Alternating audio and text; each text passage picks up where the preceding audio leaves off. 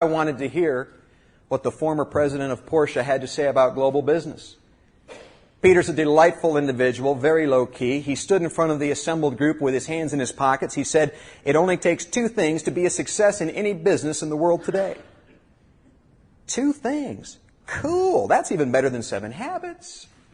Two things. I mean, I pick up my pen. We're ready to write. He says, number one is the ability to make good decisions.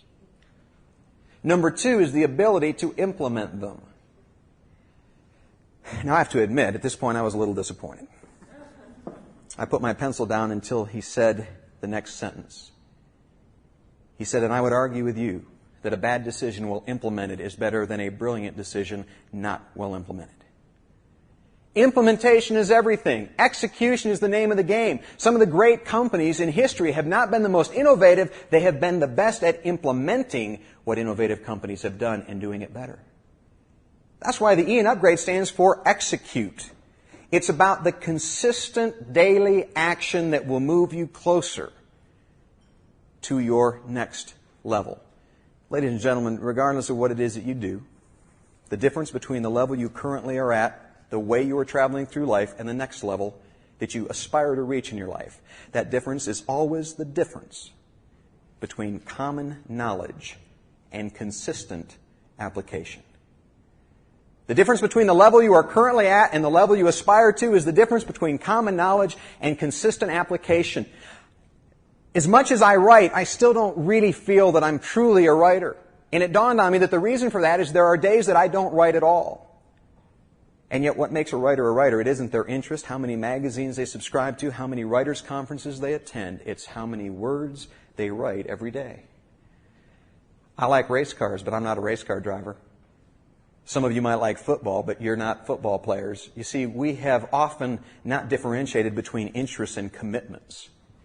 The thing that defines whether you are a speaker, a writer, a race car driver, a lawyer, a teacher, whatever you choose to be, is the daily involvement in that activity.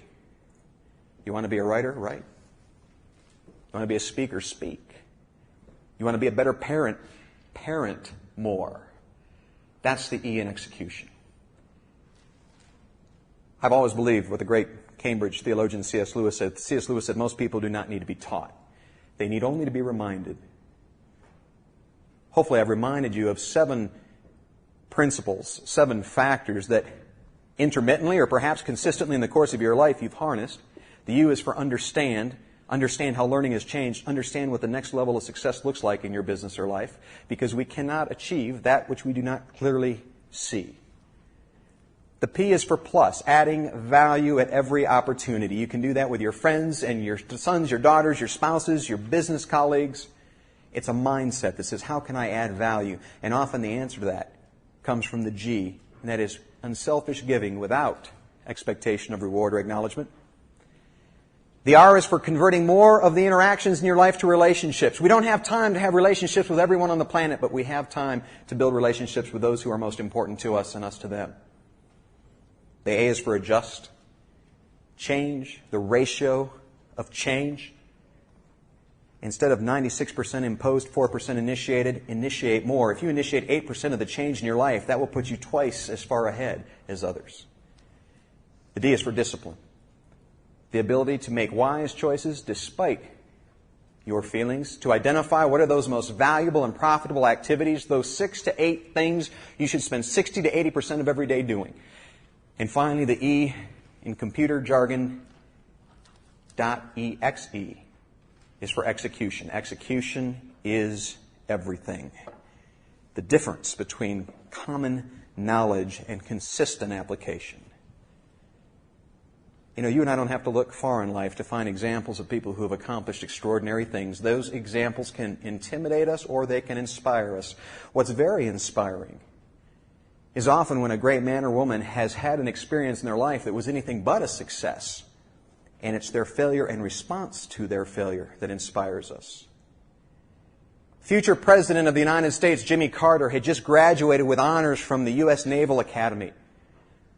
He was interested in nuclear submarines. He had a desire to become part of the nuclear submarine program, and that program required admission through one person named Admiral Hyman Rickover. Rickover was known as a crusty but respected leader, someone who had years of experience even beyond his age, and he was known to be very intimidating. And young Carter had to have an audience with Rickover.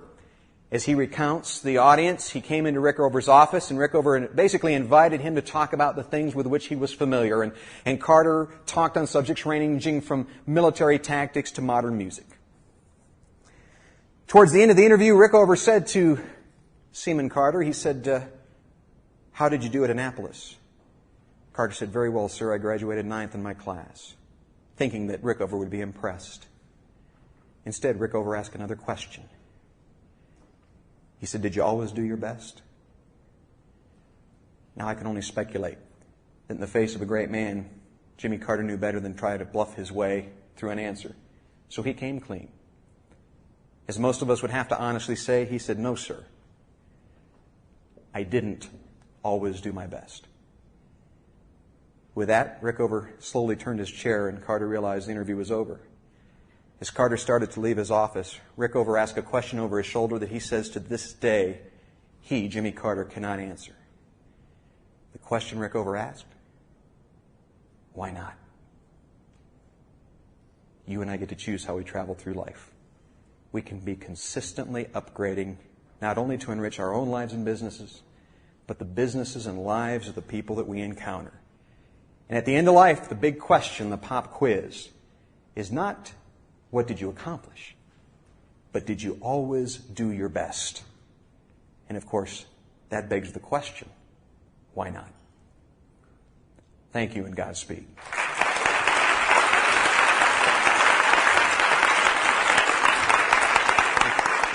Hi, this is Mark Sanborn again. Thanks for listening.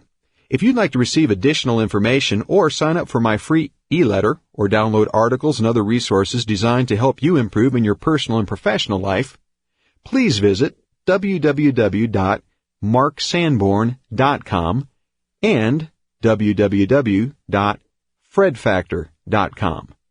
Feel free to email me at mark@marksanborn.com or call the office at 303-683-0714.